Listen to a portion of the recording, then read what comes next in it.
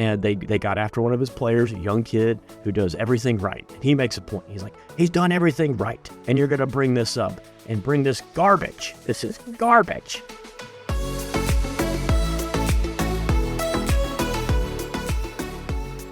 Welcome to the Created to Be podcast. We're back again. I am Bethany Pygate, your host, alongside Justin. Yo. Darius Stock Brown. Yes, ma'am. And Brandy Morgan. Hey.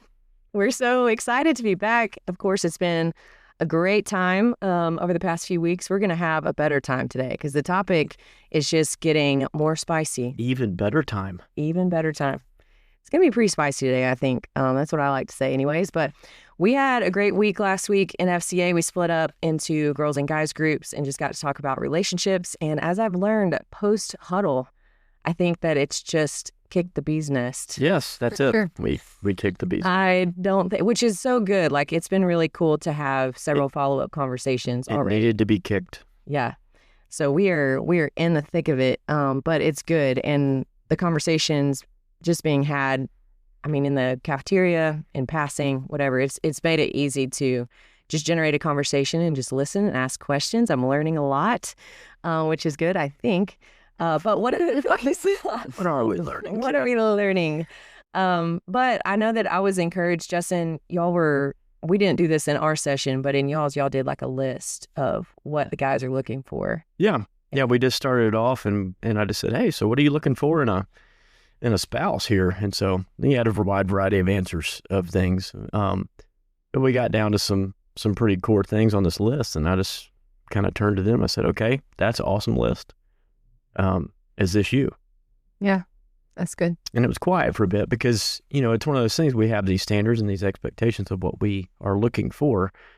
Yet as guys, we can get caught up in just doing our thing and not really actively go through a formation process in ourselves. And are we becoming the things that we are actually wanting, or this person that is on the board here would be wanting and looking for, And then we could also sit there and talk about, oh yeah, we got God-fearing on there. Let's define what does God-fearing mean, and are you actually that, and what does that look like for you? So that Which could I be a think very is good challenge. answer. Yeah, I think is a challenge for no matter what age or generation or whatever, that can you notice your actions versus what you say you want. Yeah. I don't think that's specific to any one group or gender. That's what I was going to say. Like, that's good for the girls also. It's good for both sides. And can you recognize that? And I think that that's a harder, we can say these things and put them on a board because we know ultimately that's what we've been told, or that's genuinely what we want. But then recognizing if your actions back that up is a whole nother thing, self-awareness. So we're going to get into more of that at the end. That's a little tease to stick in there and listen. Our topics have concluded at the huddle, but that's where this podcast is great because we can explore those things. So we are going to do some contrasts between, we're all like millennials here at this table. So we want to understand more how people go about dating, attraction, dating, committed relationships in those stages. And we have a very different perspective than what I'm finding most people do these days, which has been, again, learning curve for me. But we're going to contrast those and just talk through those. And I think it's going to be really helpful for anybody listening, but also us. We do have a few FCA updates. Justin, there was a fundraiser in Columbus that went really well. Yeah, shout out to the Ford family. Thanks for hosting that. It was a great time. Met some awesome people and athletes did a great job. Yeah, and we got to share at West Point Rotary Club, which was nice. Thank you, Jack Wells, and all those amazing people there. And we got another one coming up next week in Louisville. So I think one of the highlights was we can't always get athletes to come to those things because of schedules, but the three that did come, what emerged from what they shared was really how valuable the community of FCA is for them here. So it was just another place where you get to hear what is in them that maybe we might not get just in passing, or if we don't get that conversation. And so that really meant a lot to me to hear them articulate. Yeah, it was helpful. Yeah. What FCA means to them, what it's looking like on their team. So that was really cool. All right, so we're going to go into the stretch right here. And one of the things that we have talked about the past few weeks, me and Justin kind of on the side, is how much coaches are in just the media these days with all the coaching changes. And we don't want to get in the weeds on all of that because that's not our forte, but we at some point we wanted to bring up coaches and stretch it out a little bit in some way. Just that topic about like coaches being in the limelight and all the where they're going and all the turnover. And so one way we thought we might could do this is think about how coaches do, they make these statements or they have these sound bites. Darius, you talked about last week about how sound bites are going viral. And so that just made us think, what are the memorable moments in sports where coaches have said things that you can then take and like say it in a conversation and people know exactly what you mean. I know when Justin turned 40 this year, I had him a shirt, and I'm going to spoiler alert because one of these is... tie into it. That's fine. Yeah, but what's his name? I can't think of it now. Mike Gundy. Mike Gundy. That he said, I'm a man, I'm 40, and this rant, and Justin didn't talk about that. But I got Justin a shirt that said that, and on my comments, like some people did not know what in the world I was talking about. I have known. But then it was so satisfying when there were people, they were like, I get it, Yeah, we had some comments on Facebook or whatever the post, and some people were like, okay, you're a man, congrats. Right. They just right. Like they're like, they didn't get okay. it. And I'm like, that's revelatory, like of course you are. Yeah. So the joke. So anyway, I noticed also that Strange Brew took 40 years. Yeah, it took 40 years to get to this point. 3 children later. Right. Yeah. So, Strange Brew has a sign about Kirby Smart. And so it was just like in town seeing that, you're thinking, man, that is still making its way around from that controversial game that we also talked about on this podcast very the briefly. Timeout clap, but not a timeout. Yeah. Yeah. So anyway, it got me thinking on this. So I asked Justin to give us his top 5 list. Yeah. His coaching moments. I don't think this would be in a particular order necessarily, but one of the first ones I remember as I was watching football a lot is back in 2002, Herm Edwards. They just lost a game and they were kind of on the brink of the playoffs and stuff. And anyway, this great quote came and he just said, you play to win the game. And then it was like, hello, like, because it's just like, sometimes look, media does a great job. They do. It's hard work. It's hard to do. But sometimes that question gets thrown out there and it just catches a coach at the wrong time. Yes. And it's, you see where the guy's trying to get to, and it's just fun to see coaches just kind of fire back. Sometimes controlled will produce some great ones. Yeah. Sometimes they're just really jerks about it. But hats off to the media for doing their job and asking some questions. But another great one. Okay, so Jim Mora was a coach for the Saints for many, many years. And so I knew a lot about Jim Mora being a Saints fan. Well, they went off and started coaching the Colts. And this is one of the best ones because he has a real kind of squeaky voice a little bit too. And they were really struggling. They were in playoff contention and they were really struggling. I think they lost like 2 or 3 straight. And the media was asking about the playoffs. And he jumped in. He was like, playoffs? He's like, I just hope we win another game. Playoffs? And it just kept going. And it kept squeaking and it kept getting like higher. And yeah, I think somebody just interviewed him recently, and he's obviously a little older now, and he still did it. He's like, I never do that for people anymore. So Dennis Green had a great one. Again, these were all similar time frames. These were early 2000s. Green. They were killing it back then.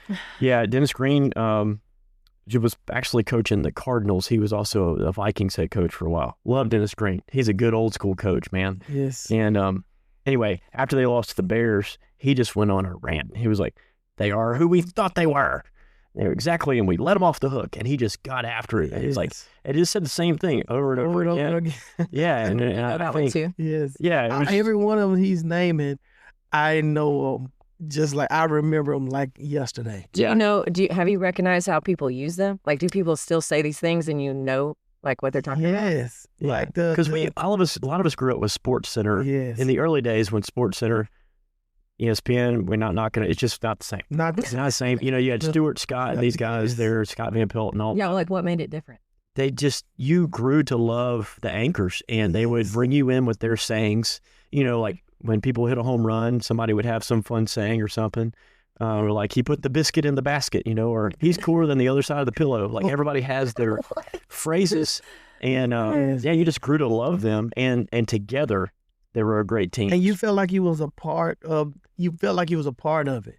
He's talking about growing together. I was thinking about, I can't think his name, Chris Berman. Whoop! Every time somebody scores down, they may have a long play, he may juke someone, whoop! Like it's a part of it. It's almost like they had real personalities. It's not like the people they have now don't, but it's like it seems more commercialized. Where back then it just seemed kind of more It's natural. like a conversation. Yeah, it seemed Kind of like how we want people to feel about this podcast. Well, we could sit here and we could talk about so many of those things. Sound. And then you remember all the stats from those things too, which is kind of crazy. But Well, depends on no, but great times. Another one.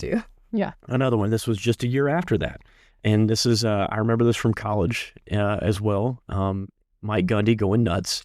And they got after one of his players, a young kid who does everything right. And he makes a point. He's like, he's done everything right. And you're going to bring this up and bring this garbage. This is garbage. Like he just gets after about the article. And he said, and then he just gets. Oh, yeah, he had the article in his hand. Oh, yeah. Yeah. And, so you're going to come after me or come after someone, come after me. I'm a man. I'm 40. And then he walks off and he's like, it's garbage, and he just kept saying garbage too. So it was great, an epic rant. And of course, his tenure just ended at Oklahoma State. I hope he coaches again. He was, but he's an old school guy. I don't know if he's. That's how it is. It's crazy because that's how I actually got to know who Mike Gundy was. Yeah. Like I didn't put Oklahoma State on the map. Right. I didn't even know who he was until he done that rant, and ever since then, I've been keeping up with Mike Gundy. That's true. Yeah. And you know what? Another thing that kind of goes back to another conversation. Did y'all notice at our game against Georgia, the section? I noticed that. Mm-hmm. I did. Did your boys go over there, Brady? No. Okay. I figured they would have been. Yeah, shirts off. Yeah. Swinging the towel, swinging the shirts. Yeah, maybe they didn't get enough video time or something because then they moved right behind the field goal. But they moved? They moved sections. They moved down. But it wasn't just a few of them. Everybody moved down. That's funny. Right behind the field So you goal. can see it spreading. But anyways, that's a side note. Yeah. I do think it's interesting you saying you didn't know who he was, but that put him on the map. Yeah. And now people, remember him and paid attention to Oklahoma State. Yeah, another great one, and this is a good one. Jim Valvano, amazing coach, led NC State to a national title, which was crazy, unexpected. They weren't supposed to win. They weren't supposed to get to the Final Four. Crazy run, and then he ends up getting cancer later, and ends up losing his life. But he has a great just quote of just never giving up. And it was a great speech. That doesn't fall into this one, but I wanted to mention it because it's really good. Yeah. And then Dan Campbell with the Lions. Okay, Dan Campbell just got in at 2021 in the year 21. Yeah, and with the Lions, his introductory press conference, he drops a weird phrase, and everybody was really what is going on with this dude? He's trying to set the tone for the franchise and what we're going to be doing. What they're going to be doing. And he says, we're going to kick you in the teeth and bite a kneecap off. What does that even mean? Bite the kneecap off. I think it's just we're going to be after you, and we're not going to give you an inch. And this is the type of mentality that we're going to be as Detroit. So we're going to bite your kneecap off. Okay, that generates a question. I have a question. Okay. Do you think coaches have to have that? It says in my notes, instantly defining his coaching persona. Yeah. Is that an advantage? A coach having to become it, whether they're really that person or not behind the camera, or but that a good coach has to have something that sets the tone. I think it could be good or bad.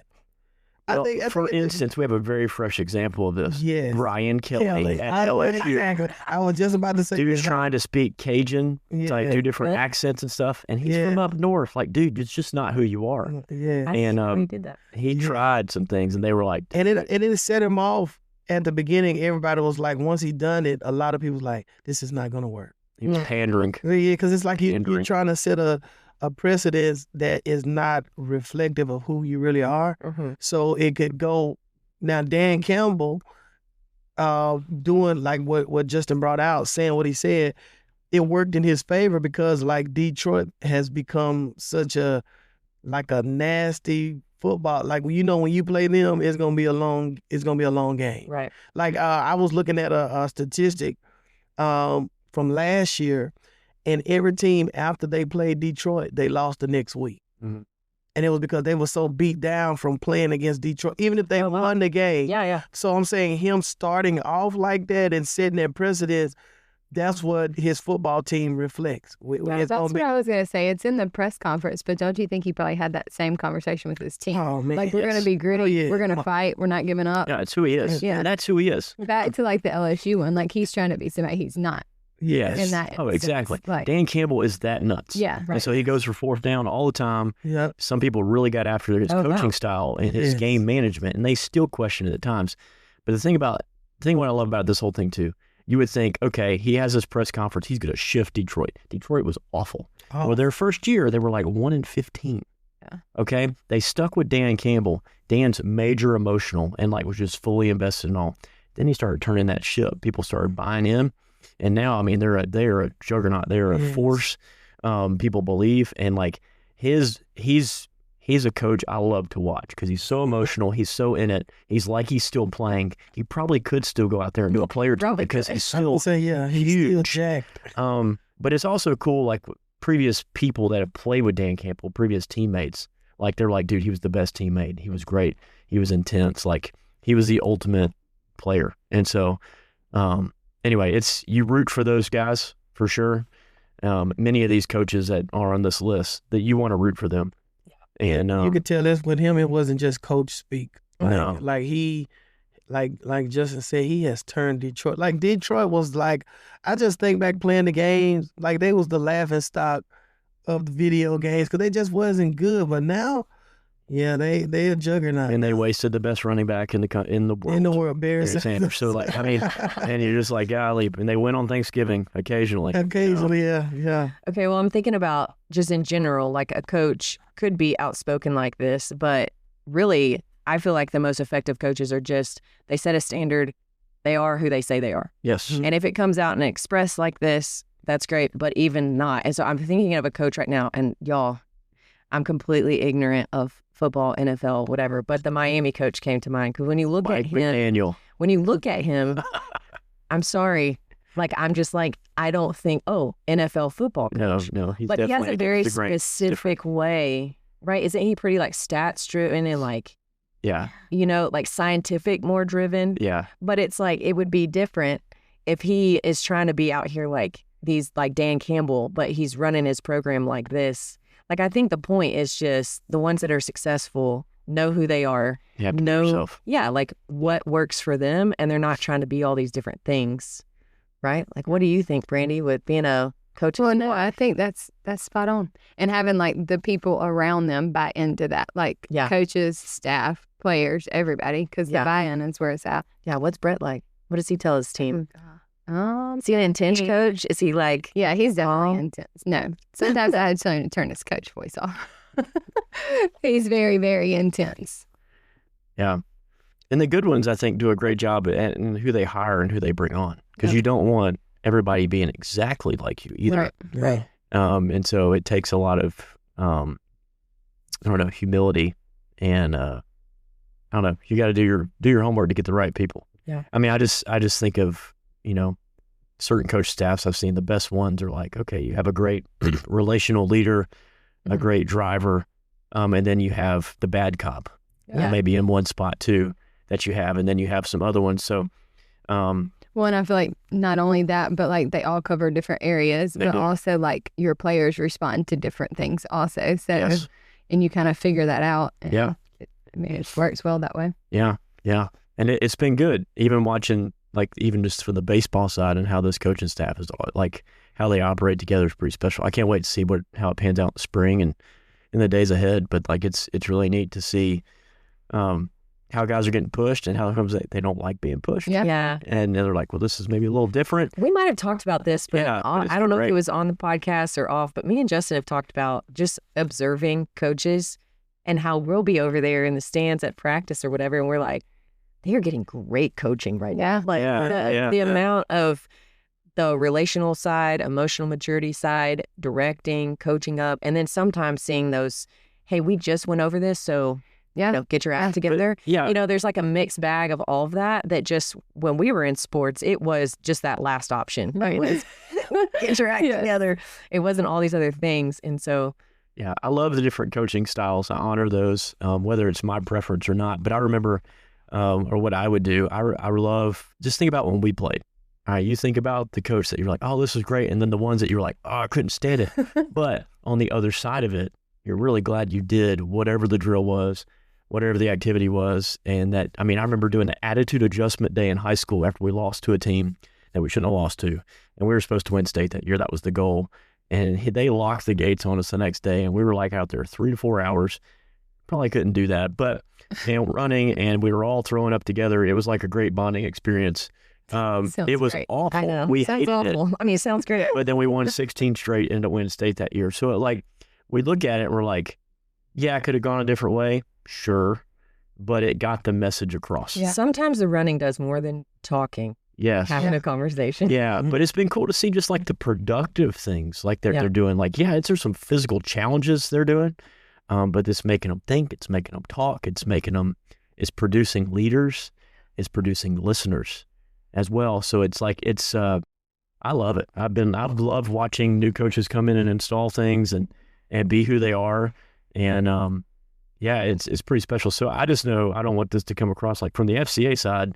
We were watching and learning and really enjoying like the coaches that we have I here at enjoy it. Mississippi I State. smile Yeah. a lot in practices because I'm like, dude, this is great. I am like Yeah. loving seeing like what's happening right now. Like, Yeah, it is great. So we're blessed to be around some really great coaches here. And it kind of represents, I just feel like what we're about. Yeah. People that rugged, rough, tough, with grinders, Yeah. and to see those type of coaches and those type of interactions. I mean, now, yes, it is tough sometimes because but you also understand why those coaches are who they are. right. You understand why they have been so successful because they just have that ability to know how to pull something out of a player that player may not realize is there. Yeah. Yeah. Or sometimes I've seen it. I feel like this happens too.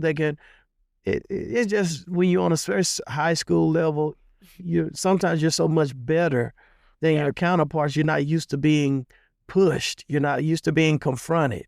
But when you get to this level, it's a different animal. And to have coaches that know how to push the right buttons, it's a work of art. And then it's also great to see the outcome, like what they actually become. Great talents plus hard working, plus the humility to follow great coaches. And then it's like I'm humble enough to follow the instructions of the coach, but then it builds me to be the leader among my teammates. Yeah. All at the same time. So it's very that's very gratifying to see. Yeah, I think that's why I'm smiling most of the time. It's because sometimes you can see in the athlete, they don't maybe understand, but you can just by observing, you're like, man, you don't understand.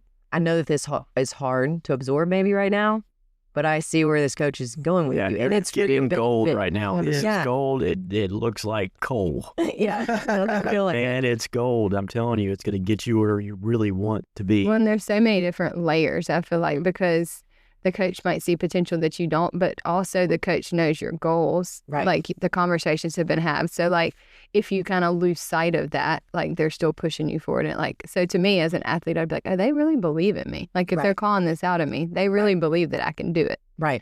So Yeah. It's definitely a perspective to have. Okay, so I don't know if y'all have come across coaches either as you were an athlete or working with FCA, but there are some, I love listening to what coaches say sometimes because even as a parent, I'll catch myself needing to correct or needing to instruct, and really there's not much going on in my brain, but there's words coming out of my mouth. And I'm thinking, what am I saying to my kids right now? I don't know, but I need to like inspire them or motivate them or correct them.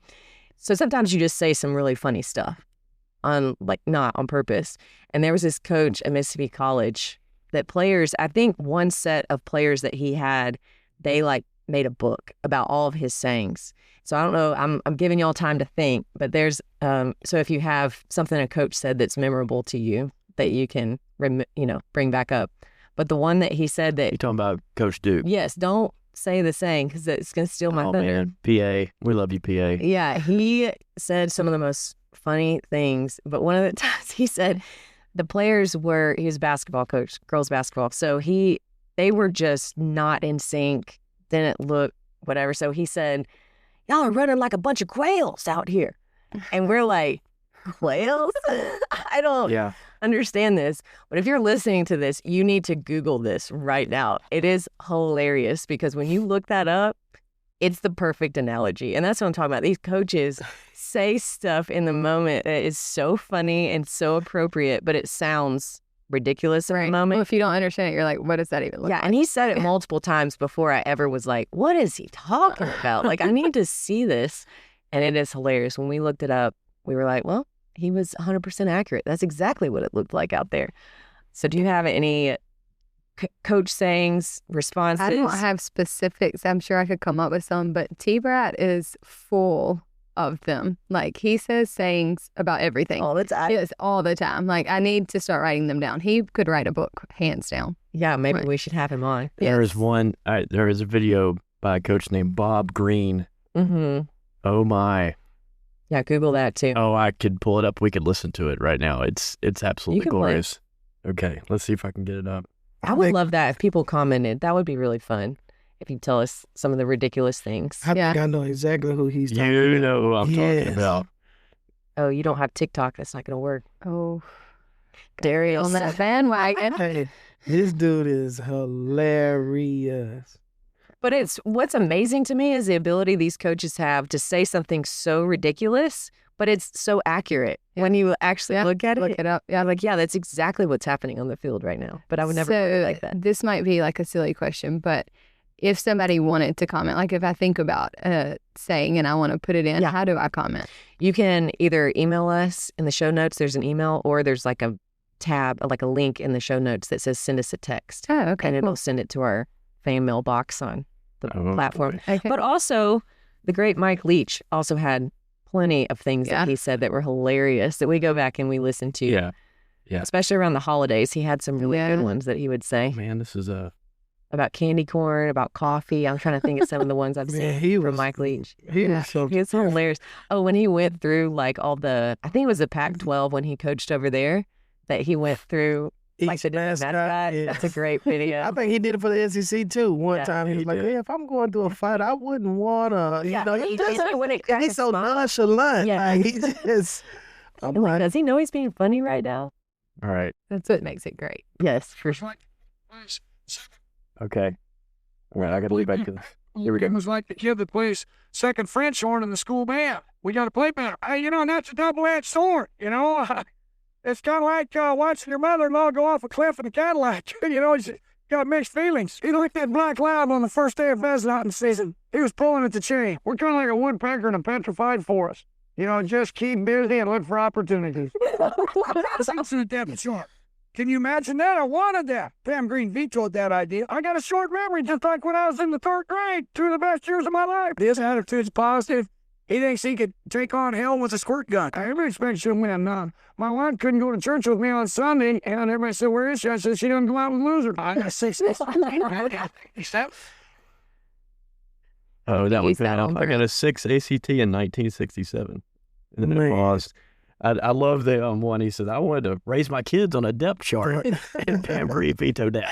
Oh, I didn't hear the first part. That was it. That is awesome. Oh my gosh. The double-edged sword, like mother-in-law running off the cliff, Cadillac. It's kind of mixed feelings. Oh, Not really. Not really. No, not at all. But just the stuff.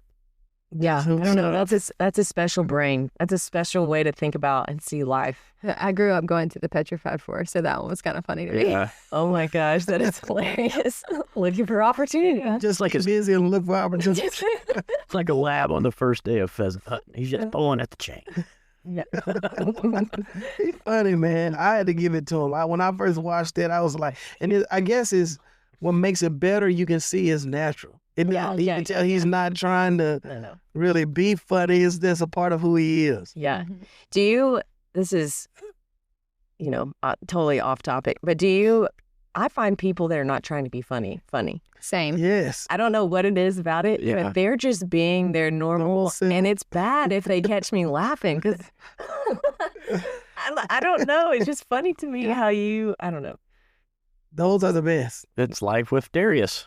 I think that's the best though, because like some stuff I say and do, I'm seriously not trying to be funny. Like if y'all could imagine how many times I got in trouble in school I'm sure. Because, and I'm like, I would say something and the people start, exactly. I would say something and people start laughing and I'm like literally dead serious. And the teacher, go to the office. Oh my God. And I'm like, but I was go to the office. It's like, and nothing I can say because the track record was like, you know, I'm going to tell you, I got wittiest in school, right?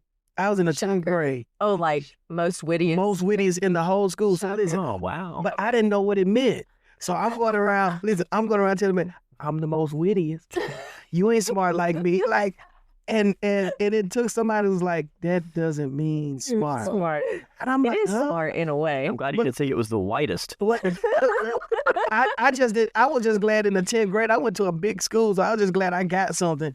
But I'm gonna say this: the woman that was over our yearbook pictures, I used to cut up in her class all of the time, and so I was late to the pictures, and she would not let me take them. Oh. Because she thought I was being funny. I was trying to, you know, be defiant. And she would, so in the yearbook, it has my name is not pictured. Oh and I was literally out there watching them take the pictures. Like she would not retake them. Like it was, but that's the downside of being somewhat of a bad kid. What did you do over there? Well, I'm going to tell you what I did to her one time. I actually did this. No, I did this after.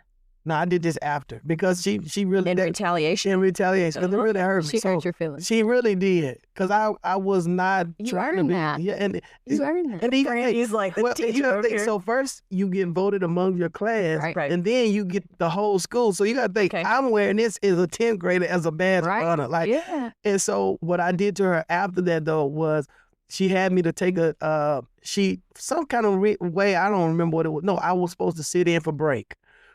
I skipped break and hid, and I was just out there amongst the students hiding. She came out there looking for me. My friends was helping hide me and everything.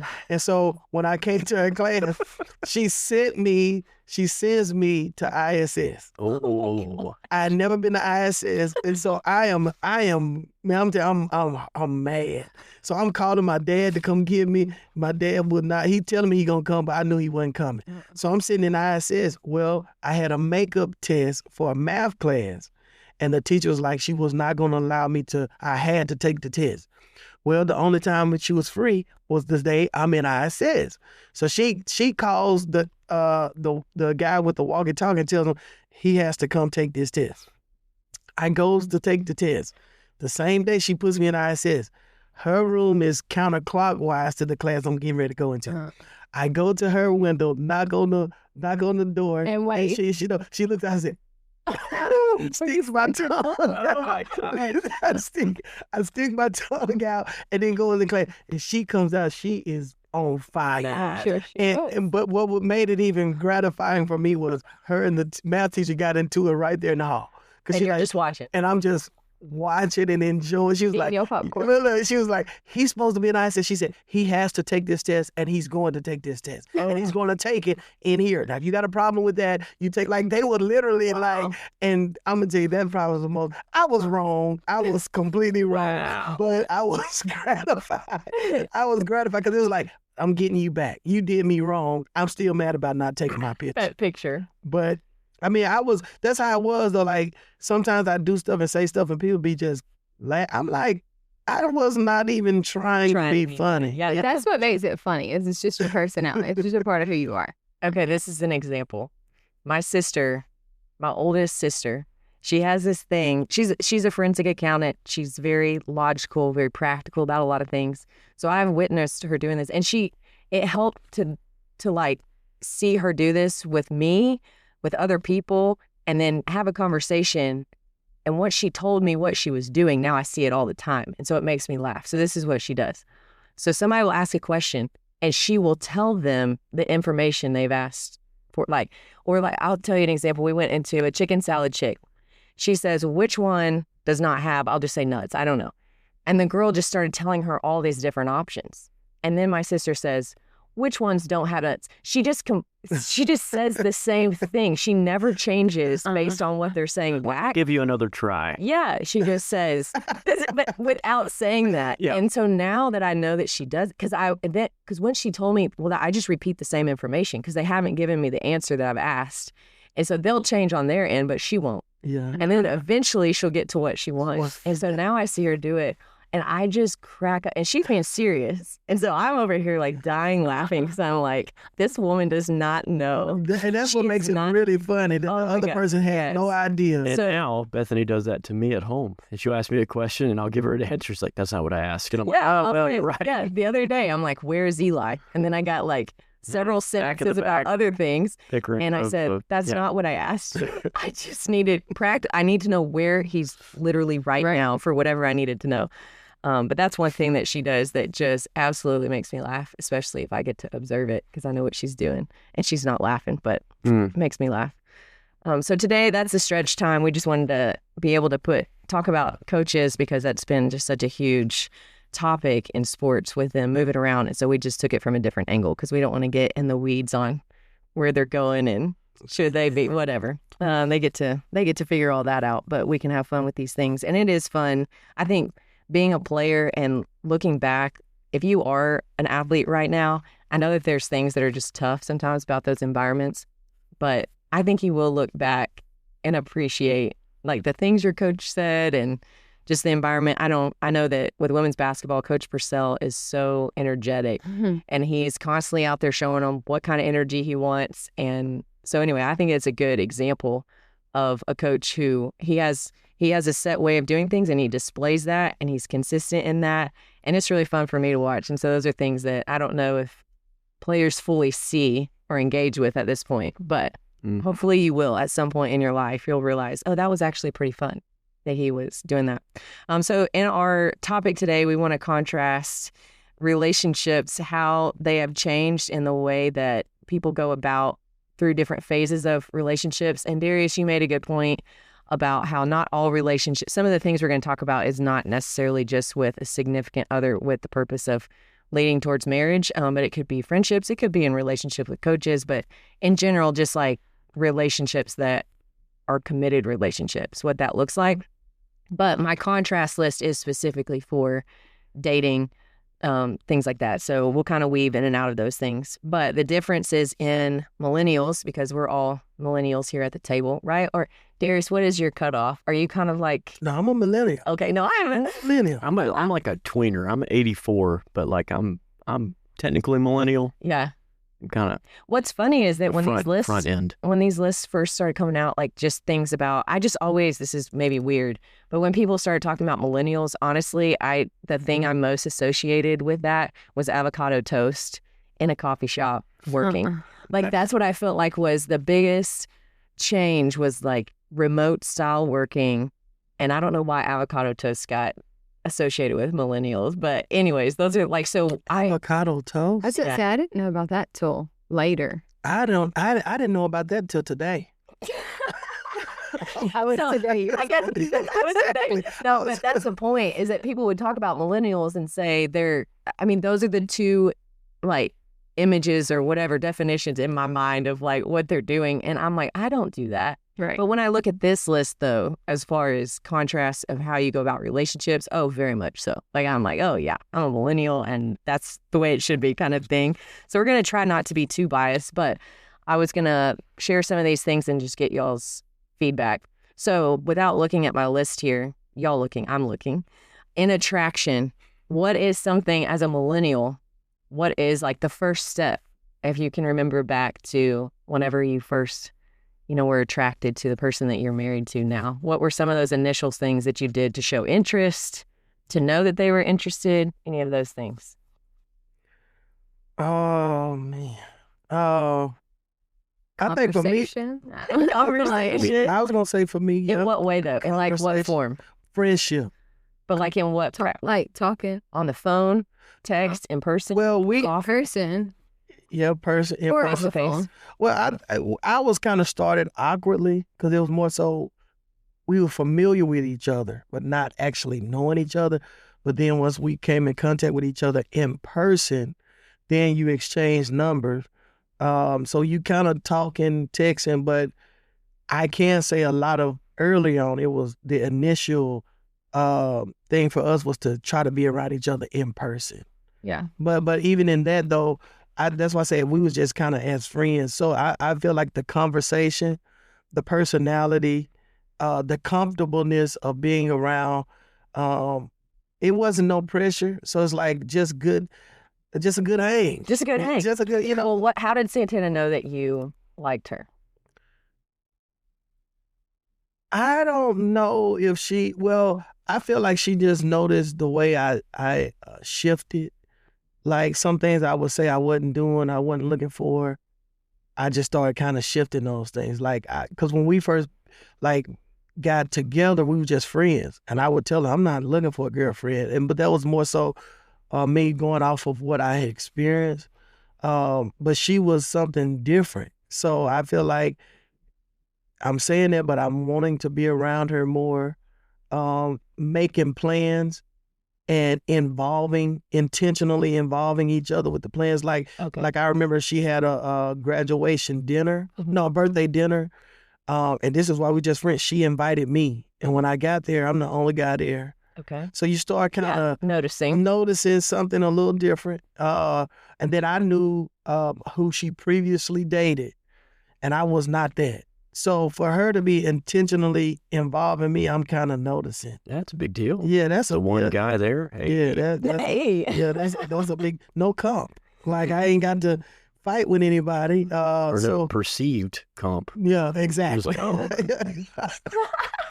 like, exactly. Yeah. So did you, in that phase of like attraction, did you let her know? Did you keep your feelings kind of private? Or did you let other people know or in on it or talk about her out? So I kept them private to her, but other people kind of knew. Because like I would have some people that come up and be like, hey, man, you see Santana? I'm thinking about talking. No, you're not going to talk. No, you will not. You will not. So I would tell that to, but to her, it's kind of like. That's so funny. You know, like we just, kind of just building something here. Yeah, I didn't want to. And I feel like too, for us, it was more like the number one thing was to have face-to-face conversation. If we couldn't have that, we would talk on the phone, but it wasn't like hours on the phone. It was more like, hey, what are you doing tomorrow? Like setting up the next. And y'all are both athletes here. Yeah. So did your paths cross easily as an athlete? Classes, yeah. Sports-wise, no. I mean, we kind of shared a similar space, but we were on like 2 different time schedules. Yeah. So, and how did Brett know? Because I know I've heard kind of like the start of y'all's relationship, but like, how did he know that you liked him or vice versa? I mean, I think he's much more of a communicator than I am. So, like, he just flat out told me. He was just like, look. Like honest, like conversation, like, hey, I like you. I'm like, okay. Okay.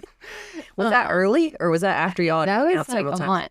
That was like a month in. Actually, he said, I think I love you. And I was like, whoa. I was like, okay. It's like, what do you say back? Like, I'm not sure just yet. Hold on. Yeah. But like, he's always been like a very good communicator. So like, to me, I never have to guess where he is with things. Like, he asks great always questions has too. been. Yeah. He asks great questions. Where he probably guessed a lot on me because I'm not very clear. Yeah. And so. Yeah, that's kind of sound like me and Santana. Yeah. She's very, not as open. She's as introvert. So she kind of, you have to. Like sometimes, like people come, is she mad at me? I'm like, she probably mad at me. Like she doesn't talk. Like you can't use what you see. Yeah. You can't let that be. So it was very similar to that. I think she knew she liked me, but it was more so because of how I talked and the way I moved. They wanted to give me the time to kind of confirm, like what we could be. One thing I've noticed too, like I feel like we were big at. I mean, of course, talking in person, but if you couldn't get there, like talking on the phone, something I noticed is they're really big on FaceTiming. Like they will FaceTime. Even like my 8th grade students, like at night, they would be FaceTiming each other, but the phone might be facing the ceiling. Right. But I'm like, why do y'all FaceTime so much? Like it's just a different, like we didn't have that option. I'm sure we would have if we couldn't talk to them in person. Yeah. But that's kind of, to me, better than like sending them a message because you at least can hear the tone in the voice. Right. Or if they are looking at each other, you can like see their expression versus just like trying to figure it out through a text or a DM. Yeah. I got the generation beneath millennials, what, Gen Z? Mm-hmm. And I got a guy that calls me, he's my friend, but he's like a brother, but he literally every time he calls me is FaceTime. Yeah, I've noticed that. Like it's almost like, do you not know that the regular phone works. And the reason why I say that, because it's just like he does it so much. It's like, man, this is not good. Like, I'm just saying, it's like if I'm like this, I may be in a meeting, and then you get a FaceTime, and then everybody hears the conversation. and then or everybody hears the blue, blue, blue, blue. Yeah. And then it scares you because even though you haven't answered, the video is showing. Like it's like it's so, and I'm like, I was saying that as it relates to the point of the difference of generation. They do that a lot, like FaceTime or call you through Snapchat, like it, and I'm like, man, this is really normal for them. Like, I don't FaceTime unless it's like I'm really trying to show you, like, hey, I've been telling you about this. Look, that's me, but that's a part of their like every day. Yeah. But I Is think this the right thing to get from the store, dear? Is this the right one? Right. Yes, that's Is this the right Oh brand? my gosh, y'all. Okay, this might not be appropriate and take it out at this time. But I FaceTimed Brett yesterday or day before, and this is one of those instances. I was like, you got to see this. There was a guy riding his bike on Main Street with skates on. He was not pedaling. He was skating on the bike. But that's what instances where I got to show you this. I could have videoed it, but I needed a laugh. Like, I needed I needed to share this car with me. I need to share this with And so that's how I think FaceTime, like, I look at it, it can be such a good thing because there's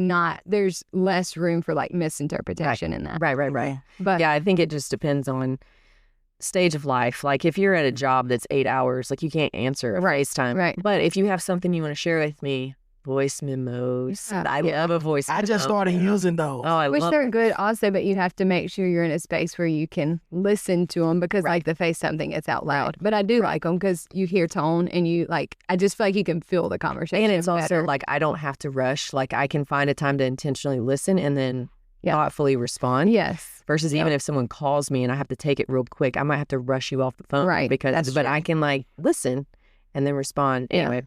So, one more question. Justin, how did you know that I was interested in you? Ooh, hot seat right here. I know how I started to figure it out about Justin, but I don't know if I've ever asked you this question. I mean, I felt like after we had that time at Polywogs, it was just us talking. I felt like there was a good connection there. If you use that word, there was just like, okay, there's something here. And then the fact that you want to set up racquetball the next day, and that was something I was like, okay, cool. Like, so she enjoyed it too. Yeah. I'm like, that wouldn't be happening. I thought I would beat you, but you did.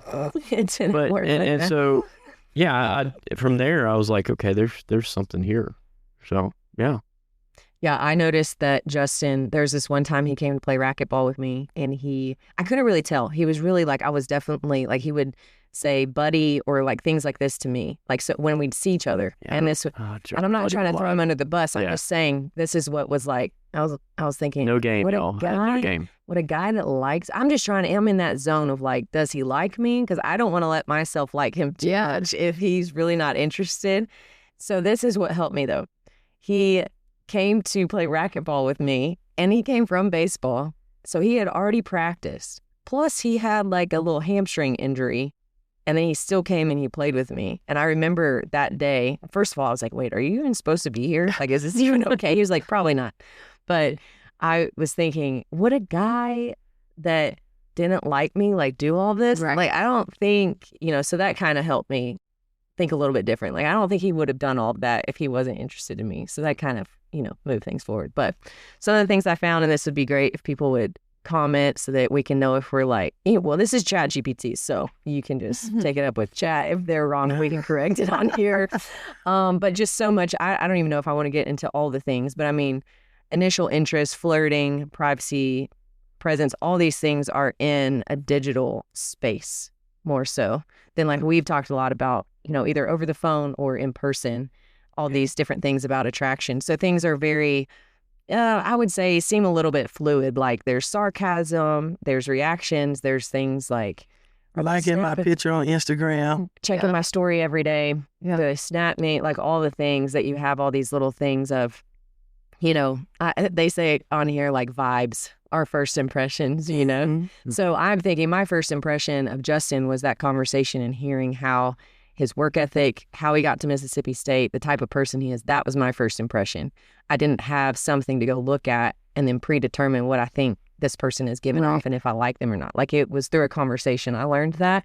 So it's very different than, you know, how things are now. So going into dating, we won't take as long through all of these, but dating, what was, Darius, this is the next kind of question for us. How did you transition from just being attracted, you know, kind of that like flirty stage, you kind of like know that you're interested to make it more intentional? I believe for me, it was just starting to prioritize her more, prioritize my time with her, prioritize her importance in my life, like moving her up the ladder. And it's like the sacrifices that I was willing to make to be with her or to be around her, like those things became more prevalent. So, because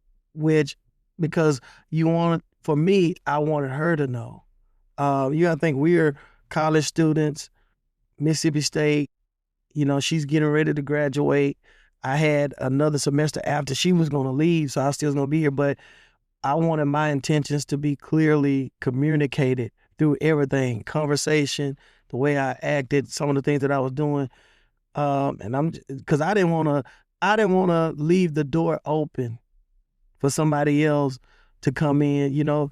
Hey, I'm gonna shoot my shot, and I'm trying to. I actually saw that happen in college. There was a guy that liked a friend of mine, and he had finally worked up the courage to go ask her out on a date.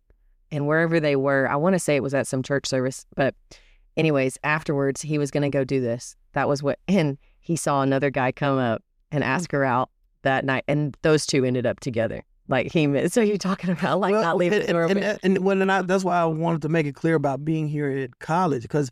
Like, you got to realize, like, everybody moves at a different pace. And then I think she was saying, like, how Brett is, he's more direct. Mm-hmm. I didn't want to leave the door open for somebody who's more direct and going to clearly state their intentions to, you know, so right. I kind of up my game. I mean, that's what I did. Did you have an official conversation where you're like, I want you to be my girlfriend? Okay, so as we started hanging out more, she kind of, we both, you know, you kind of know, but one night I did just stop and say, hey, are you going to be my girl? And she was like, I mean, are you asking? And I'm like, yes, I'm asking. I want you to be my girl. You know, I want us to make this official. Yeah. And from that point on, we was official. Yeah. You know, but I feel like she was only moving like that with me because, like, I was talking right. This is a one-liner. I was talking right, but I was walking left. Okay. Like, I'm saying one thing, but I'm doing something else. So it's like, I feel like out of trying to protect her own heart, it's like, I don't want to get my hopes up too much, so I'm not going to. But so it was like, when she asked me, are you asking me? It was for me to clearly state, right. What is this? Right. I know we've been hanging out. Right. You've been around my family. I've been around yours, but it's not something set in stone. And so that's what it was for us, you know. But I mean, everyone's situation, you know, is not the same. But I know for me, I wanted her to know through my actions, through my conversations, like, I want to be with you. Yeah. And I don't want to leave that chance of, like, allowing something great to slip away because I'm not sure or I'm playing around. Like, she was at a stage in her life where I already knew if it wasn't me, it was going to be somebody else. Yeah. Like, because she was not for the just fiddling around and just trying to date just to be, no, it's like, this is who she is and this is where she was going. I didn't want to miss out on that. Yeah. Which I feel like, from what I've heard in just conversations, that even though people change, forms of communication change, it's still, and we're going to talk about this a little later, but it still seems like a very high priority or value or desire is clarity like that. Yeah. Like, no matter who you are, it's not very fun. I mean, I would say even seeing recruits or different things, just observing, like, even in that space, they want it to be clear what this program is offering, or if they're interviewing for a job, how much am I going to get paid? And so it's the same in this space. Is like, you want clarity, and you don't want to live. It doesn't feel good to live in this space of, I'm having a good time, but I have no idea. And then, like, what if there's somebody else on the side you don't know about? that happens. Yeah. Girls or guys, you know, they keep going on to the next person, whatever, and you don't know, and then you're kind of being taken advantage of because you you're think just it's living just in you. it. Yeah, and you think, oh, he must really like, no, he's on to the next, Yeah. and you don't even know it. Yeah. I've had situations like that before, like in high school, so, and it's not fun. And then you think about it, not only is it not fun because more often than not, you don't end up with that person, but then it's not fun because you didn't waste the time. Like time that could have been invested somewhere else, it was wasted waiting or, you know. Yeah, my situation was like in high school, I ran cross country and I had just moved to a new school. And so cross country meets several weeks before school starts. So that's all I know from that school. And this guy was pretty flirty with me. I enjoyed hanging out with him and like laughing, joking around. Let me tell y'all, not a good feeling first day of school to come around the corner and he is all up on a girl in the hallway. I was like, this is not cool because of how he made me feel special and all that stuff, just joking around and emotionally. So not cool situation to be in that like stage. But what about you, Brandy? Did Brett sit you down or have an intentional conversation of like, we're moving from hanging out to intentional? Now I'll be honest, like within 2 weeks of us hanging out in Vicksburg, he had to come back here for football in June, and I came back here too. I didn't have to come until July, but it was like we enjoyed hanging out. So I feel like even when we went back, when we were engaged, trying to figure out when we were going to get married, we were like, when did we start dating? Like there is like, it was just literally went from like when we started hanging out and talking like. But it sounds like he was went by him even just saying, even though you didn't have the girlfriend, like it's official, he was very clear.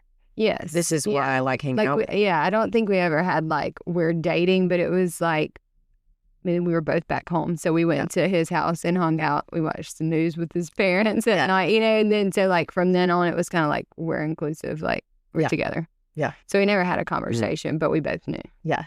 I got back from spring break my freshman year and Justin came and gave me a great big hug and was like happy to see me. Yeah, I was. Which was great. But I didn't know what his standards or boundaries were. And I knew what I had committed to. And I really thought because of how like big of a hug he gave me and how excited he was that he might try to kiss me, and we had not had a conversation.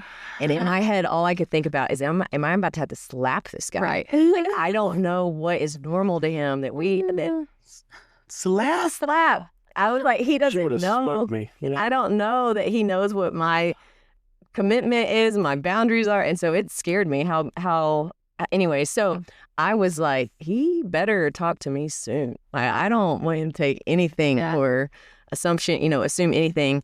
And it was within a few days that Justin did actually say, like, we need to talk, and sat me down and was very direct about how much you be my girlfriend. And actually, the funny story is that I was not allowed to date in high school. So I didn't know what to say. I was like, I don't know if I'm even allowed I asked my dad. No, my mom. I said I need to talk to my mom. I have no idea what I can or can't do.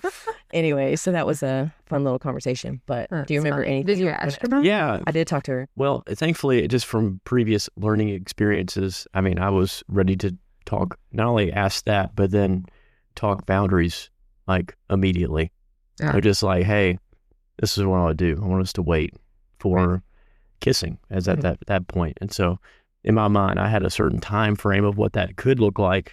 And then, but just letting her know out of the gate, like, this isn't a fast paced thing here. Right. Like, we're building this on a friendship. I think we're really like hanging out with each other. A lot of things I enjoy about you. And so I just wanted to make it official. That's nice. That's nice.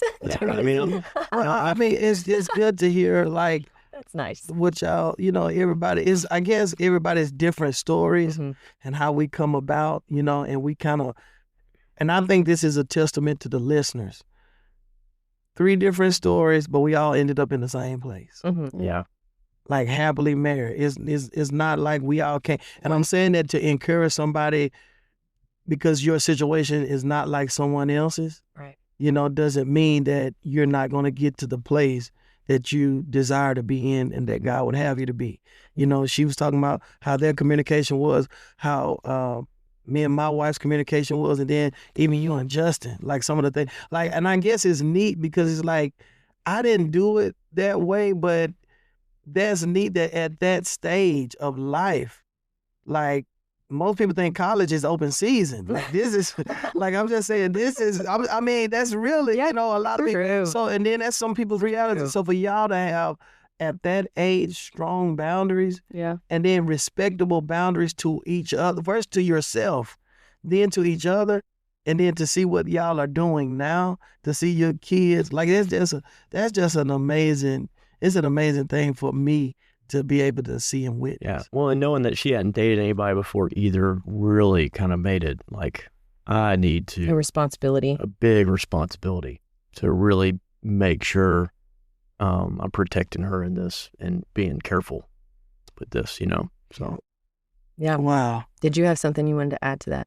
No, I was just going to say that was like one thing that I thought about was like pace. And that's what Justin said. And like, I feel like girls, especially some girls, I don't think I fall in this category, but like tend to overshare things, and it's like even with guys or the guy that they're talking to, but like setting those boundaries, even with like not oversharing every little thing and getting yourself even more attached in a situation before it's too early. So like pace has been a big thing that's been coming to me with relationships. So this is one thing that was a contrast on this list about Gen Z was fast emotional connection online, but slower to define the relationship officially.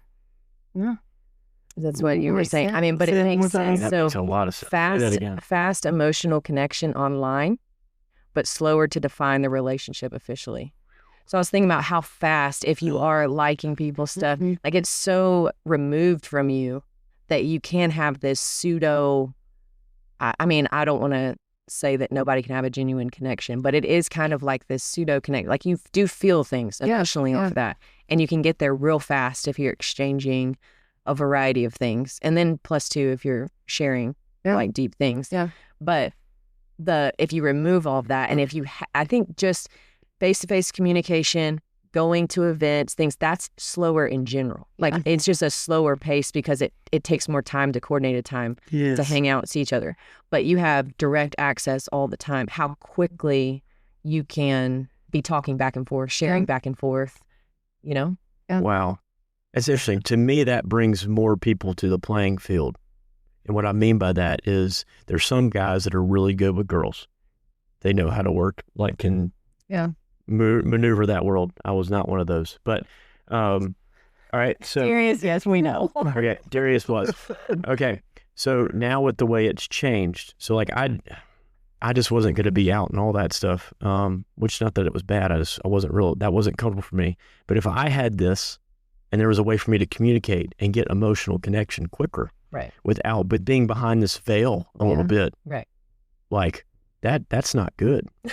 That's not good. I mean, so it brings more people that aren't really mature, or emotionally mature, getting connections emotionally quickly, and then not having like, dude, like you need to. There's a standard here. Like you need. This is not appropriate, and this is appropriate.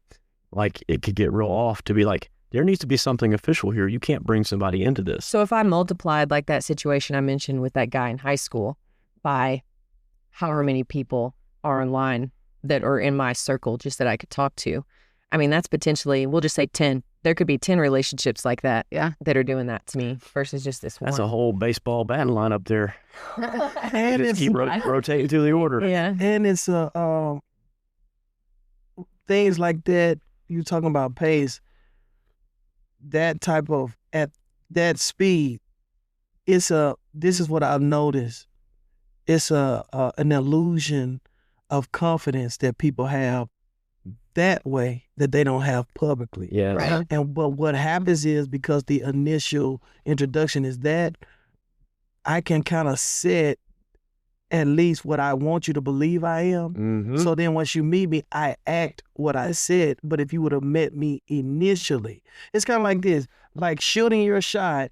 And I'm just going to, because this is the terminology just the young people. Yeah. So it's like this, me seeing somebody at a baseball game and the confidence to walk up to them, no initial previous conversation. I have to come up to them, introduce myself, talk, and they get to experience somewhat of the real me because of feelings, emotions, all of that is tied in. Versus a person seeing you at a baseball game will not approach you, but then find you on social media, connect with you, jump in the DM, and then now I'm a person in the DM that I am not in person. It's like I've seen that, and it's kind of one of those things, like I'm a natural I was just a natural. First of all, I'm a people person. Then it's just a natural confidence that I just have, like to talk to people.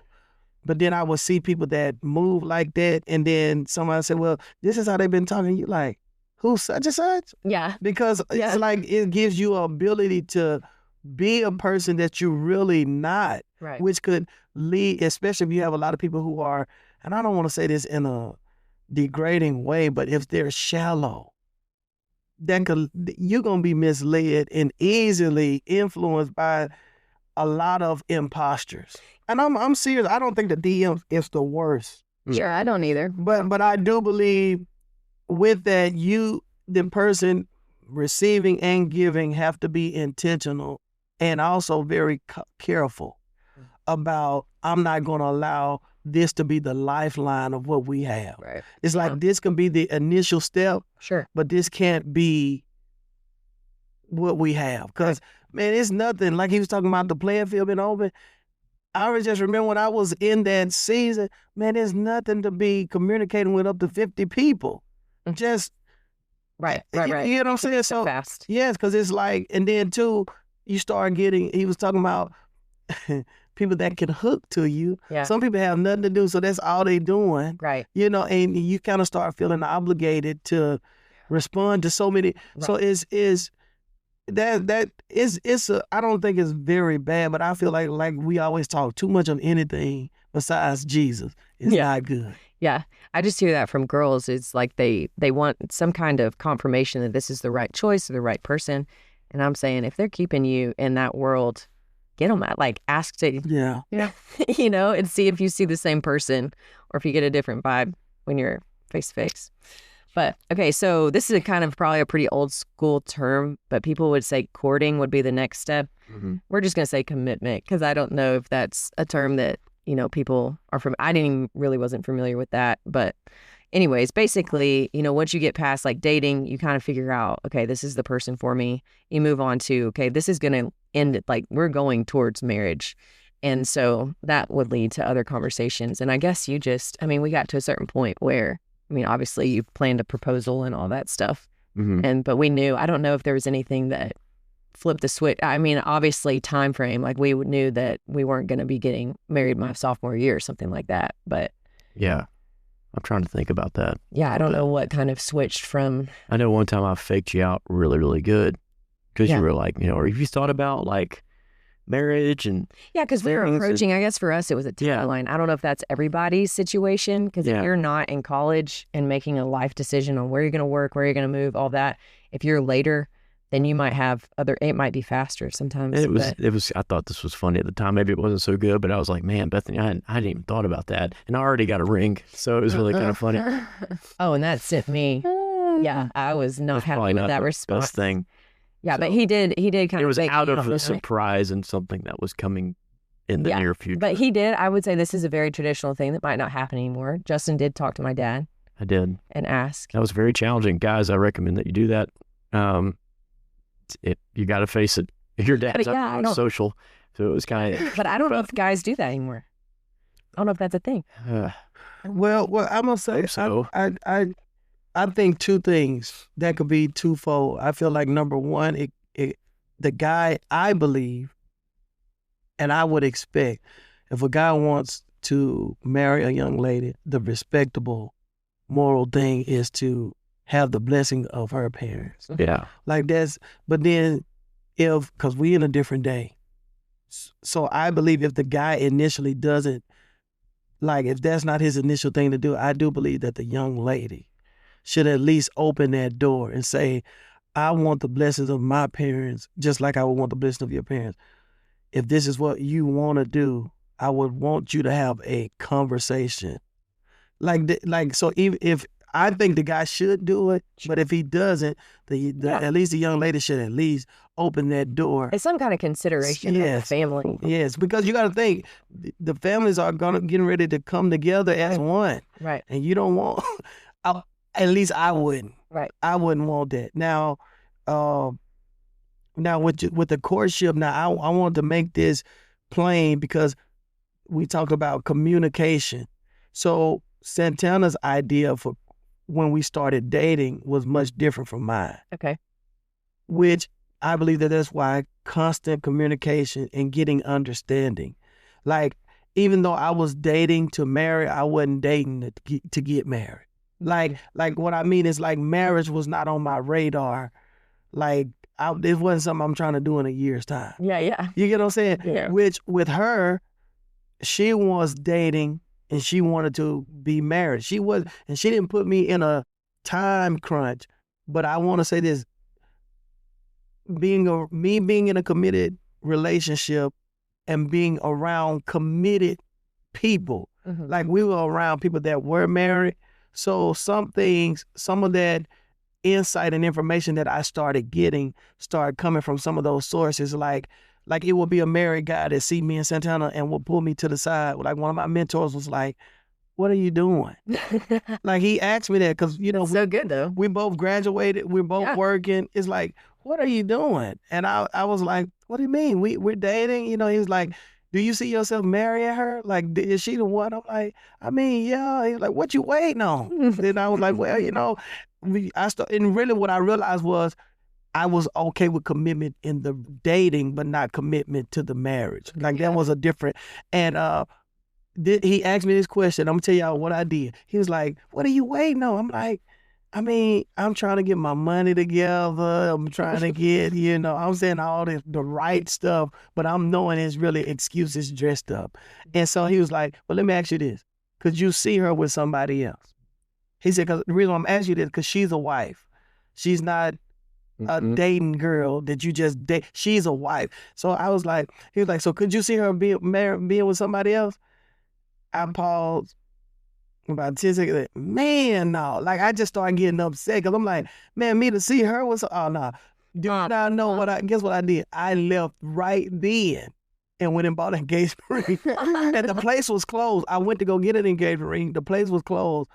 I was up there before the place opened the next morning because my mind was made up. And once I got that ring, and I told her, I said, "You got 6 months." And I really wanted to get married before, but I knew to plan, I wanted to give her a wedding. I wouldn't.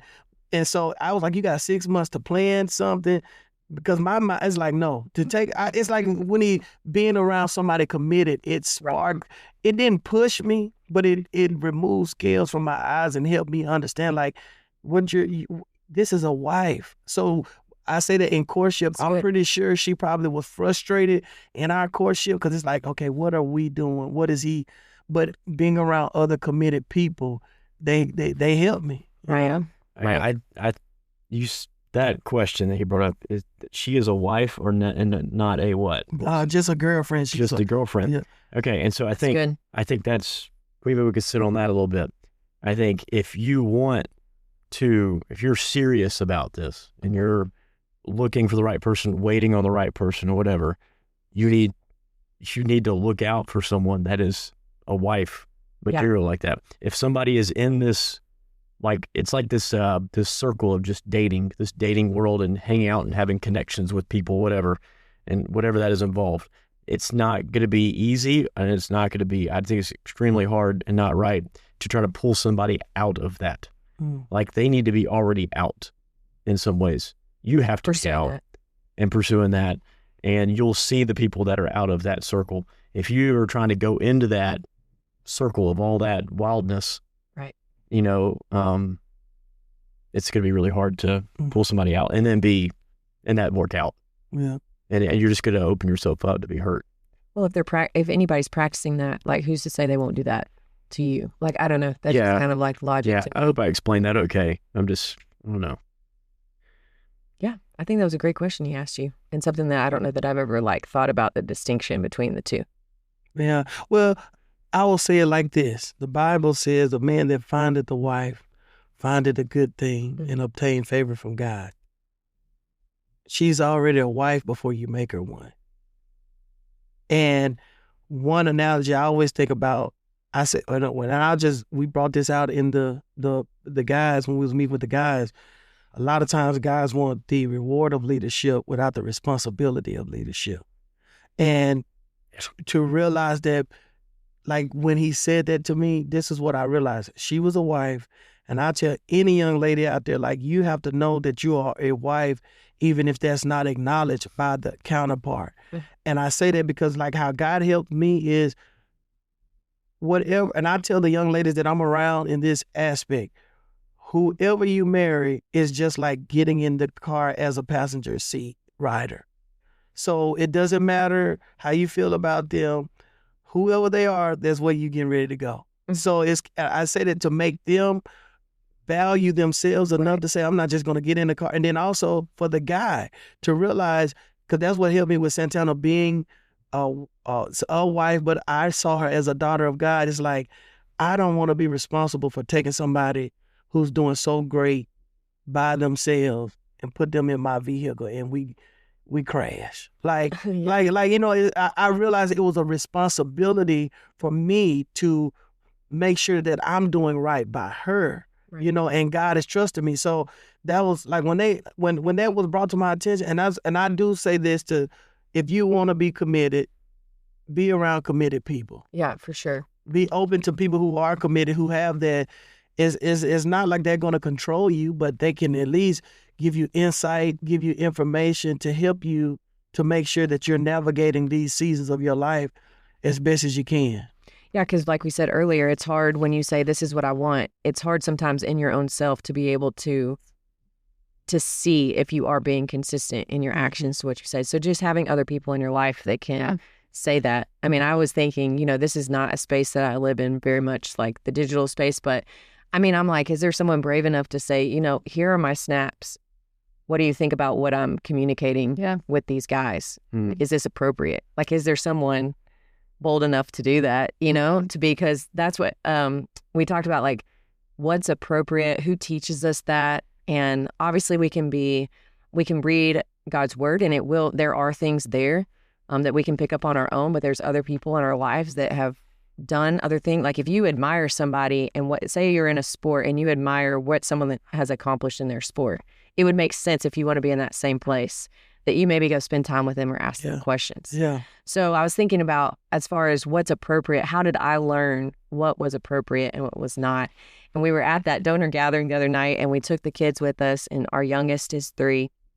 And they were, I realized, because I was thinking about this topic about what's appropriate, I started using that language with them. Like, in this space, in this house, someone else is hosting us. It's all adults. It's my job as being a parent, when he is wiggling around and he's running around, like, some of that's okay. But I was using that language. I said, this is appropriate right now for you to sit in this seat and eat this food. In this setting, this is what's okay.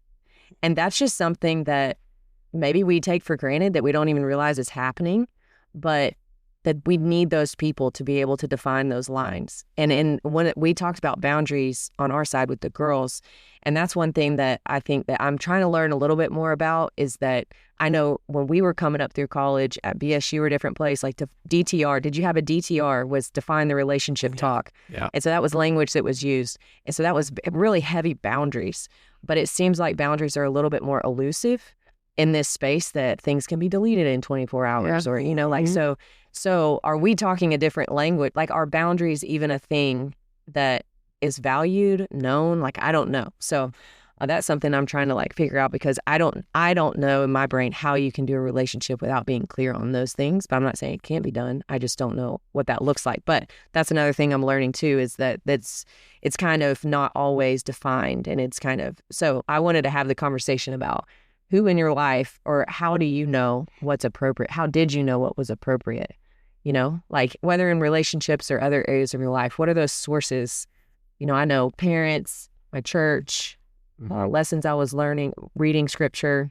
Watching siblings ahead of here. No joke. If you're a younger sibling, sometimes you have the advantage. Yeah. I know that, because when I had Justin come home, I was so scared.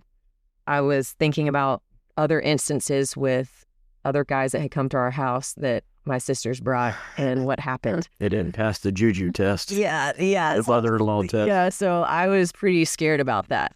So I did, I was able to kind of learn, like, what is appropriate and what is not, and what should I prepare Justin for before that happens, by watching those instances. Yeah. Well, that's what I was going to say too, like, whether it be family friends that go to church with you, or just family friends or parents. Like, more of it is learned from like witnessing or actions than actual things that were said. Yeah. You know, Caught and taught. Yeah. Yep.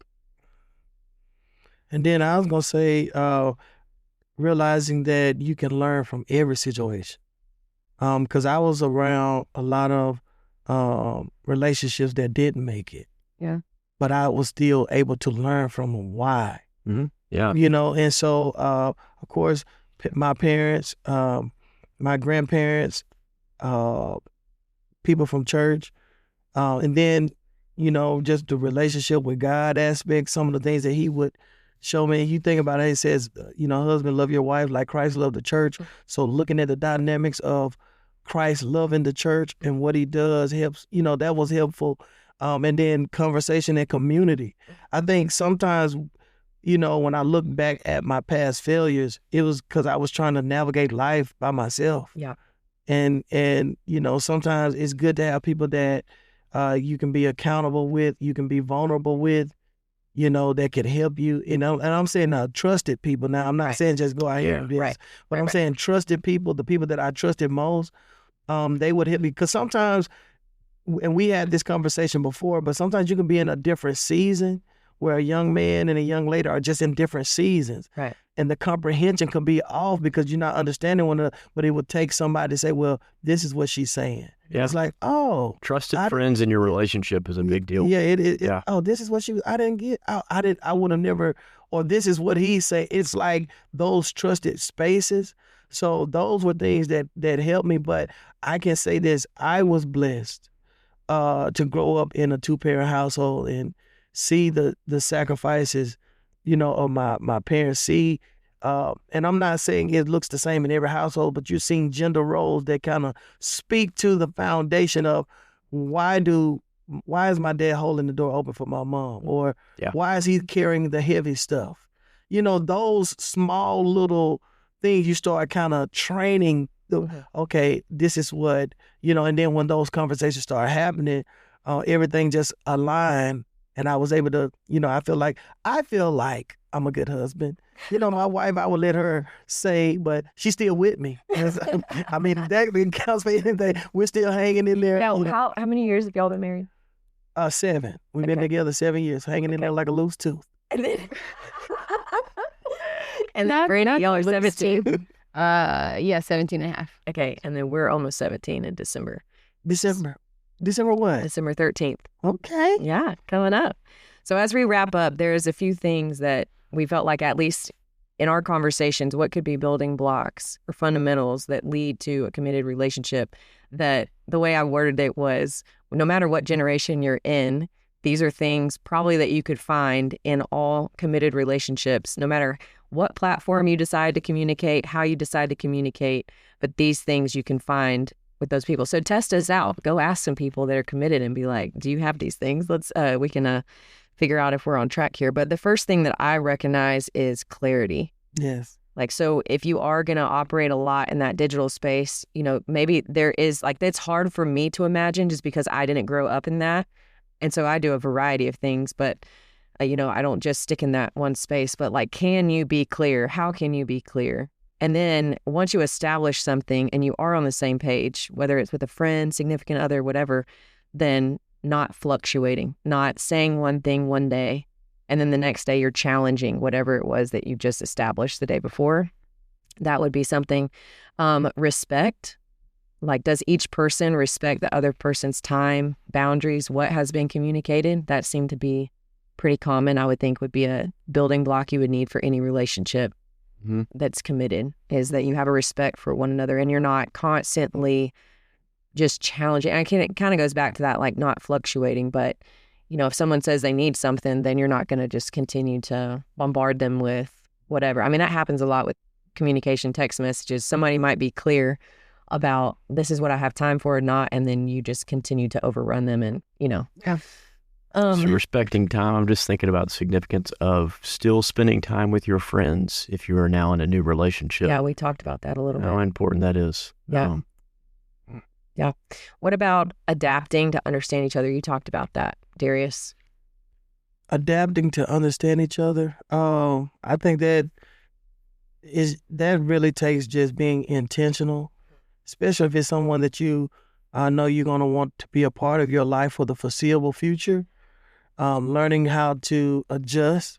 Relationships are about compromise and knowing where to compromise and knowing how to compromise.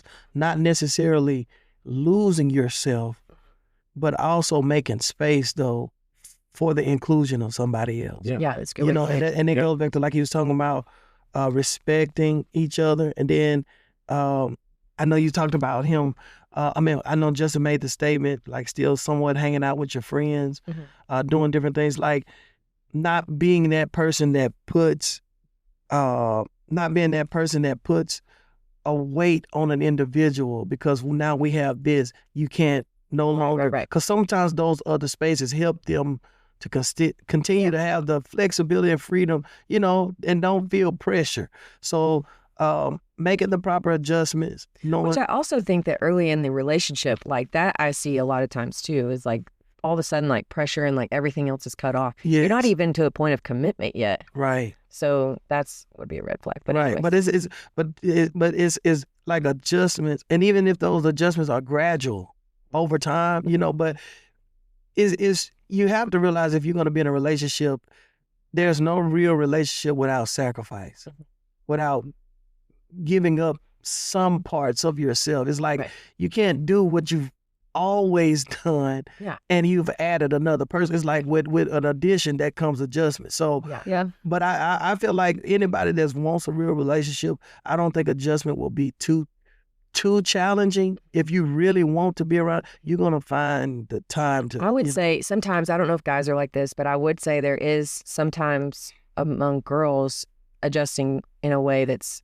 like not good for their health. Like they will they might not be this type of girl, but they'll find out what the guy wants and then make themselves be that. Yeah. That's not what we're talking about. No. That's no. If you have to change who you are, like literally who you are to fit into the mold of what somebody wants, no, that's not healthy. This is like you're on the path, you're discovering who you are, but say you're dating someone who is on the basketball team and you have to understand their schedule and you have to adjust. Like maybe you would want to go hang out with them on these certain nights or go to these places on these certain nights. But if you want to date this basketball player, you're going to have to take into account the schedule and be okay with that and not fight with it and be mad about it. That would be a basic example of maybe something somebody has to deal with now. Or like with me, I'll use this when me and Santana was dating, and I'm just saying a minor adjustment. Yeah.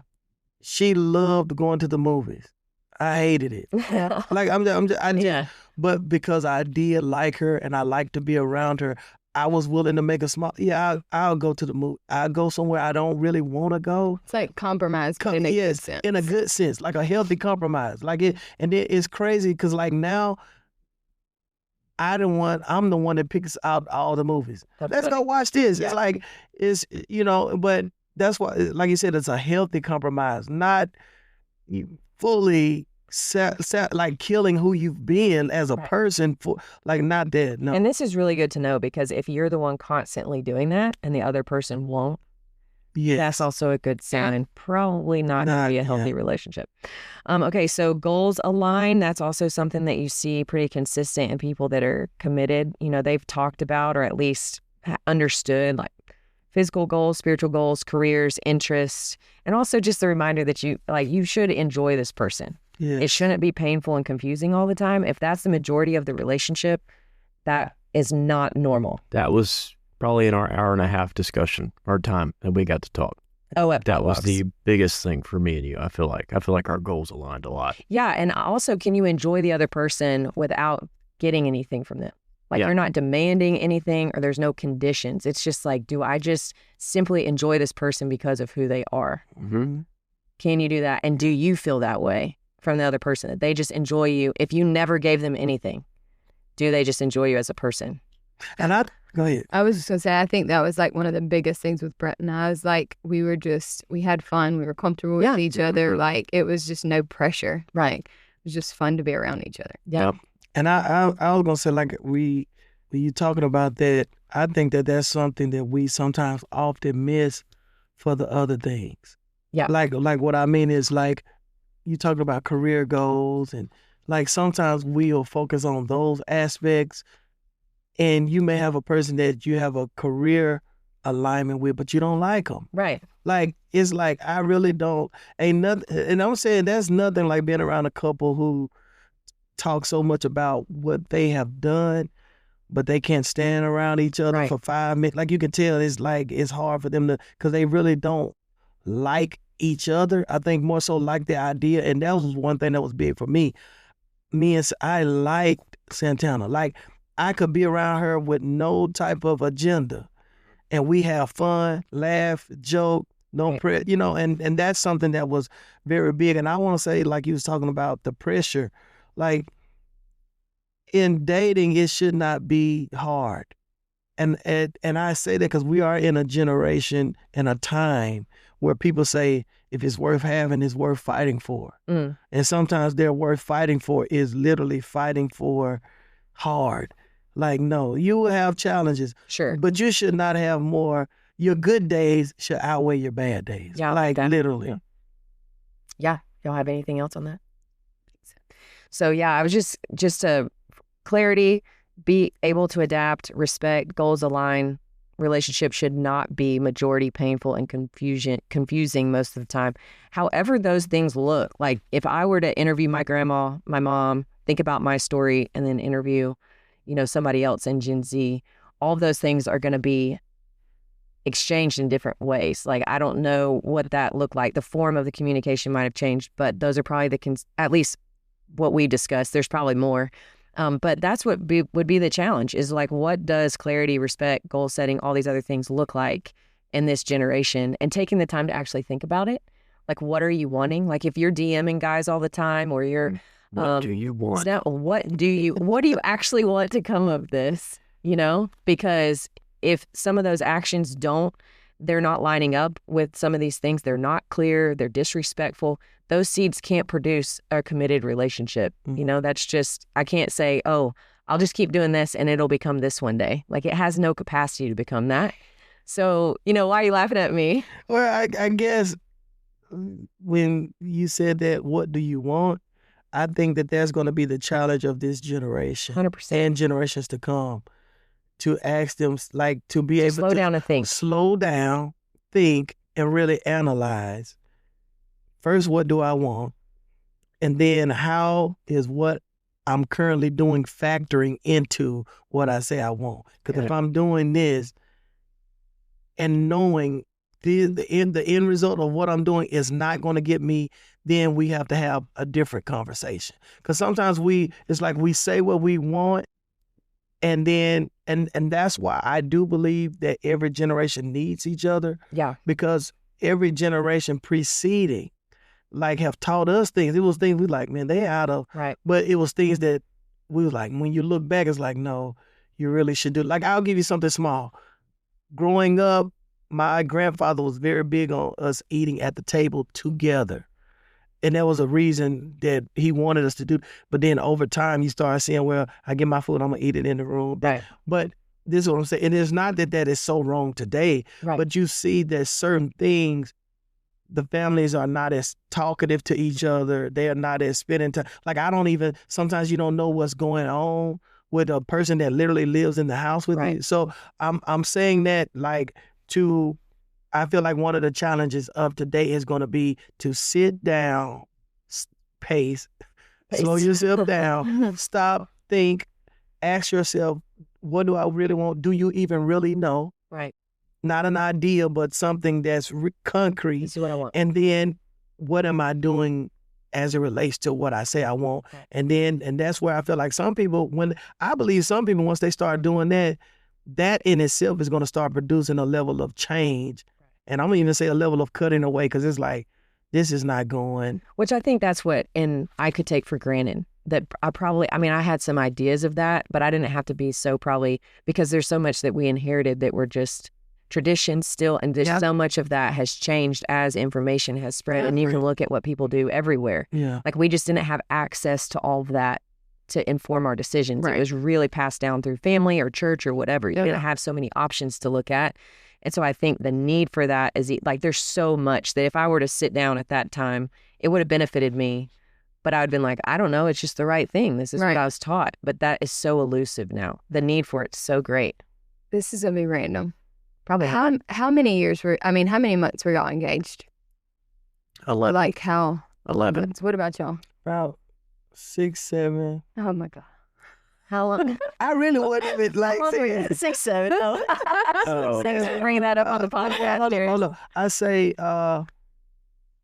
it's about 6 months, somewhere in there. No, there's just no right or wrong. I've just been thinking about this. So this is something we can like come back to later. But we were engaged for 6 weeks. But my thinking is, y'all, Brandy is very efficient. I just want you to know this is just my some life. If you know, you know. I've been walking through this with some different people. I feel like we have a lot of people around that are in that in between stage. But when you know, and then it's like, okay, well, now we have a year of like this person that I know I'm marrying. Sure. Like there brings a whole new level of like, that's just going to hype up if you don't have those clear boundaries, that's just going to hype up all the like things that come with it. Right. Mm-hmm. So I was just curious. Like, and with you saying that, not just that part, I mean, that's a layer. Yeah. But then I think the other layer is giving a chance to something or someone else. Yeah. Stepping in and saying something. Yeah. Like I've been in spaces where people live like this is 25 and say, yeah, I just got engaged. We get married in March 2027. Like a whole year and a half. It's like, that's like. And I'm not knocking. No, I don't knock instances, but I'm just like, why? Well, that's what I'm gonna say. That's what I'm saying too. I'm not knocking it either. I guess my thing is sometimes though with that, you have to look at so many different factors of you are giving space and opportunity to some things that. Yeah. Or, I mean, yes. And then also it's like, well, we have this school and this school, we're going to be doing different things. This stuff's got to happen before we can actually do it logistically. It'd be a nightmare if we got married right now. And that's what I'm saying. And so it's like a communication of like, you're the one, I'm not moving. Let's get married, but we're going to have to wait to do it. No, I get that. I mean, because I got married when I was still in school. A lot of people probably won't do that. Maybe their parents don't want them to do that. But like, sure. To me, it was just like. But I don't know if this is what you're saying, but it seems like if you've worked so hard to establish some boundaries and live in purity and all that stuff, and then you give yourself all these months, and you know it's not like it's almost like. I'm gonna get married to him, so why not? There's areas that compromise. Yeah, for sure. And you've worked so hard. I look at it as like you've worked so hard to maintain a certain level of whatever standard that you set for yourselves. Then it's like, oh gosh, like I don't know. I was just curious. Yeah, we're not trying to condemn nobody. No, not trying to condemn nobody. Yeah. Darius, your face right now. I think I was crazy for 6 weeks. Like, it was probably a lot of like, is she pregnant? Like, right, like, because people start thinking if they're on one end or the other extreme wise. So. What people is. Yeah. Well, this has been a good hang. I'm sure that we could have a lot more conversation about this, and maybe we will. I know that we've, again, wrapped up conversations at the huddle. We're going to just do a lot of kind of random things over the next few weeks as we wrap up the semester, but we hope this has been helpful for somebody. Yeah, I mean, if you're out there and you feel like you're in a swirl, I feel like relationships can just lead you into a major swirl. Put some of these things into practice. Ask some of these questions. You don't have to live in that swirl. You can step away from it. You can step away from it. It doesn't have to be. There's probably nothing someone could say that someone hasn't experienced or right. In those trusted relationships. So you're not alone. So to bring it up and say, I'm struggling with this, or I can't get out of this. Like, this is how all my relationships are working. You might need a new picture. You might need someone to help you get out of that. And it's probably not something that someone's going to think, oh gosh, that's never happened on the face of the planet. Like, it's probably. And if it's never happened to them, they probably heard it, or they want to help you. Right. Like, they're not going to. Yeah. It's especially if you're here at Mississippi State and you're an athlete, we're here for you. Yeah. We love to talk about it. Listen, I'm probably just going to ask you, what is it that you want? And I'm going to sit there and listen. That's what I'm going to start doing. But thanks so much for listening today. We've had a good time, and come back and hear us again next week. Thanks for listening to the Created to Be podcast. To learn more about FCA at Mississippi State, visit www.msufca.org and follow us on Instagram at HailStateFCA_. If you would like to become a financial partner, Visit www.fca.org/donate to sow into the work God is doing through FCA at Mississippi State.